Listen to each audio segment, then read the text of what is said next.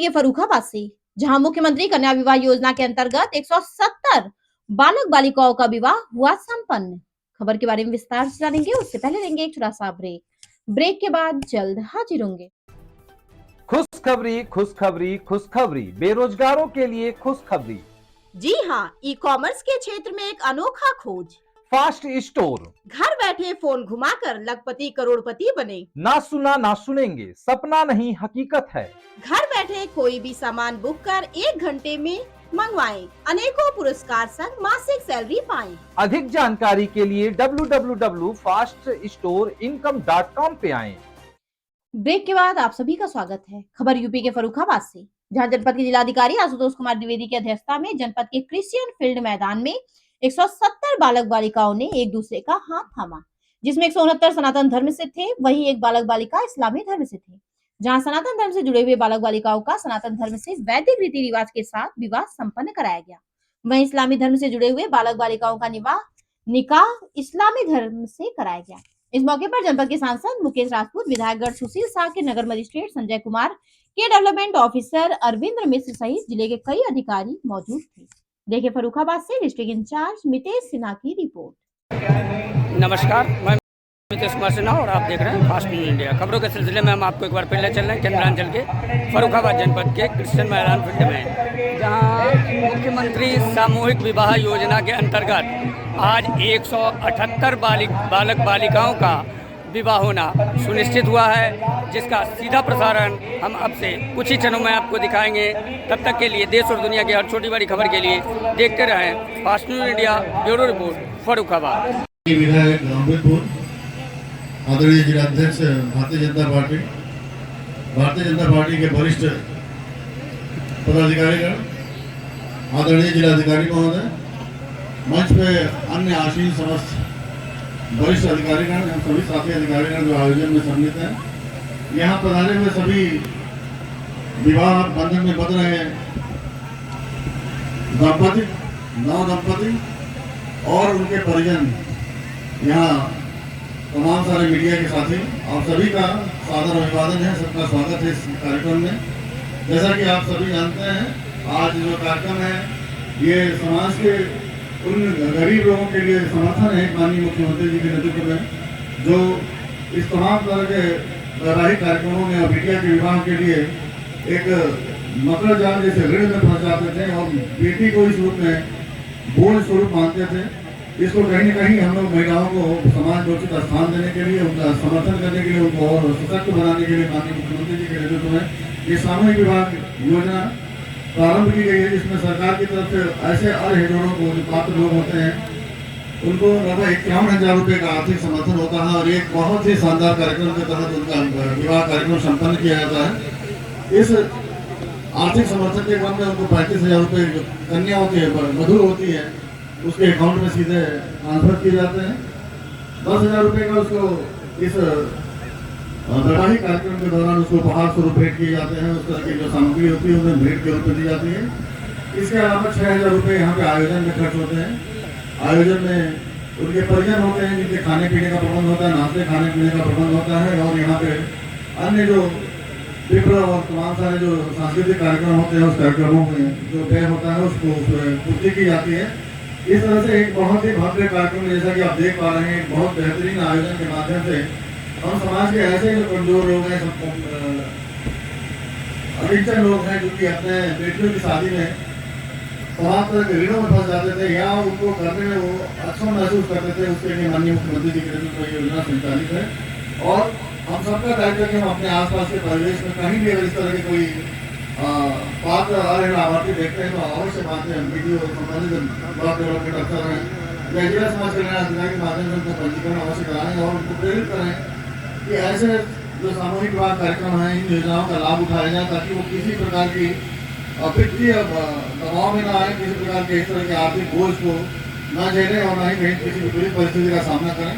तो यहाँ पे जो भी कार्यक्रम आयोजित होते हैं वो बहुत ही अच्छे गेस्टर में यहाँ पे सभी वरिष्ठ अधिकारीगण होते हैं, माननीय जनप्रतिनिधिगण का आशीर्वाद प्राप्त होता है और आप महसूस कर सकते हैं कि किसी भी स्तर पर कोई संपन्न परिवार भी अगर कोई वैवाहिक कार्यक्रम आयोजित करता है तो उसका स्वरूप इतना व्यापक और इतना भव्य नहीं होता है जैसा कि इसमें कार्यक्रम में भव्यता प्राप्त होती है, जो कि माननीय मुख्यमंत्री जी के नेतृत्व में है। तो ये योजना मूलतः माननीय प्रधानमंत्री भारत सरकार, माननीय मुख्यमंत्री उत्तर प्रदेश सरकार की जो महिलाओं को समर्थ बनाने के लिए, महिलाओं को स्वावलंबन और उनको शक्तिशाली बनाने की दिशा में एक कदम है। इस दिशा में हम लोग जो विवाह संस्कार जो हमारे मध्यम वर्गीय समाज के लिए बहुत महत्वपूर्ण आयोजन होता है, स्पेशली बेटी का विवाह एक विषय हुआ करता है, कंसर्न हुआ करता है हर परिवार के लिए। जो बेटी की पैदा होते ही सोचने लगते हैं कि इसकी शादी कब होगी, इसकी पढ़ाई लिखाई, हर स्तर पे कन्या सुमंगला योजना के माध्यम से और अन्य योजनाओं के माध्यम से उसको हर स्तर पर समर्थन दिया गया है। बेटी जब भी भ्रूण में आने के बाद ऐसे समाज में जब भी आती है उसका स्वागत होता है और प्रत्येक स्तर से पहले प्रांतीय स्तर पे स्वास्थ्य विभाग, फिर ICDS का विभाग जो हमारा उनके कल्याण के लिए अपनी योजनाओं के द्वारा उनको समर्थन देता है। उन्हें कालांतर में उनके पठन पाठन के लिए तमाम सारी सरकारी योजनाएं जो हर तरह से उनको समर्थ बनाती हैं और उनको निःशुल्क शिक्षा का प्रबंध करने के लिए यह सुनिश्चित करती हैं। बाद में उनके वैवाहिक जीवन और उनका जो गृहस्थ जीवन प्रारंभ होता है उसके लिए भी इस आयोजन का माननीय मुख्यमंत्री जी ने एक प्रबंध सुनिश्चित किया है और इस योजना के माध्यम से उनको बेहतरीन आर्थिक समर्थन देते हुए एक भव्य कार्यक्रम के द्वारा उनको और जो माननीय जनप्रतिनिधिगण की नेतृत्व में उनकी उपस्थिति में और माननीय वरिष्ठ अधिकारीगण के आशीर्वाद से इस कार्यक्रम को संपन्न किया जाता है। तो ये हमारी सभी नववधु नववर पक्ष को बहुत सारी शुभकामनाएं हैं इस कार्यक्रम के माध्यम से, इस मंच के माध्यम से और हमारे समस्त जो आदरणीय मंच के माध्यम से। और मैं निवेदन करूंगा कि जो अपने सभी साथी हैं, जो सभी मीडिया के बंधु हैं, जो यहाँ प्रतिभाग कर रहे हैं, सब वर वधु पक्ष के जो इष्ट मित्र हैं, वो अपने आसपास के परिवेश में अवश्य इस बात को देखेंगे कि अगर कहीं कोई इस पात्र लाभार्थी है और संकोच की वजह से वो पंजीकरण नहीं कराता है। बहुत सारी जगहों पर अभी एक हर्डल है, संकोच है, एक शर्म सी बनी, झिझक सी बनी हुई है कि हम कैसे जाएं वहाँ पे और हम अपने बच्चों को पंजीकरण कैसे कराएं। तो इसको कतई आप इस तरह से मत सोचिए। ये माननीय मुख्यमंत्री और माननीय प्रधानमंत्री जी की आपके लिए लक्षित योजना है और ये इस उद्देश्य से संचालित की जा रही है जिसमें आपको अधिक से अधिक समर्थन मिले और आप अधिक से अधिक लाभ कर पाएं। तो हर तरह की जो संकोच और हेजिटेशन को तोड़ते हुए उस प्रत्येक पात्र लाभार्थी को यहाँ पर पंजीकरण कराया जाए और उनका स्वागत है। यहाँ पे हम इस भव्य कार्यक्रम में उनका स्वागत कर पाएंगे और एक अच्छे से कार्यक्रम में उनका वैवाहिक कार्यक्रम संपन्न होगा जो कि एक नजीर बनेगा और उसके इतने सारे लोग साक्षी बन पाएंगे। तो इस योजना में अधिक से अधिक पात्र लाभार्थियों को विवाह करने के लिए आह्वान करते हुए मैं सभी साथियों को पूरा सादर हृदय से स्वागत करता हूँ कि उस कार्यक्रम में आए और इस कार्यक्रम की शोभा बढ़ाए। वर वधु आज 178 जोड़े एक साथ नव दाम्पत्य जीवन में बनने जा रहे हैं। उनका मंचा सेन हमारे समस्त अतिथिगणों का एक बार जोरदार तालियों के साथ मैं स्वागत, वंदन और अभिनंदन करता हूँ। एक बार जोरदार तालियां हमारे समस्त अतिथिगणों के लिए और यहाँ पर उपस्थित प्रांगण में समस्त छोटे बड़े नागरिक का और मीडिया के बंधुओं का आप सभी का स्वागत, वंदन और अभिनंदन करते हैं। मुख्यमंत्री सामूहिक विवाह समारोह में इससे पहले कि हम आगे बढ़े, मैं मंचा सेन हमारे समस्त अतिथिगणों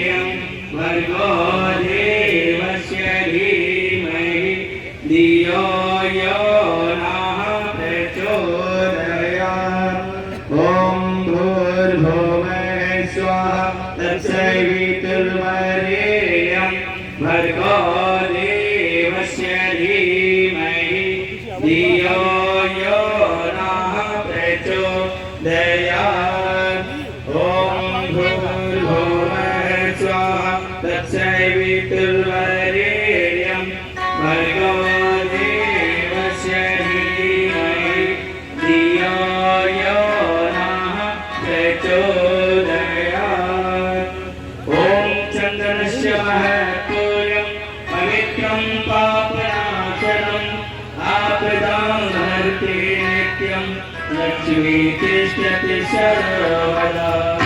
ओम चंदनस्य महत्तोयं पवित्रं पापनाशनं आपदां हरति नित्यं लक्ष्मी तिष्ठति सर्वदा। ओम मंगलं भगवान् विष्णु मङ्गलं गरुडध्वज मङ्गलं पुण्डरीकाक्ष मङ्गलाय तनो हरि ॐ स्वस्ति न इन्द्रो वृद्धश्रवाः स्वस्ति नः पूषा हर्षवीराः स्वस्ति न चारचो अरिष्टनेमि स्वस्ति नो बृहस्पतिर्दधातु ॐ पया पृथिव्यां पया सदीश पयो दिव्यन्तरिक्षे पयोधः पया सती प्रविशार सन्तमयि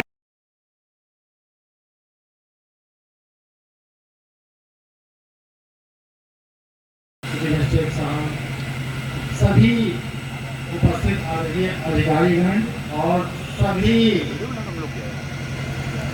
इस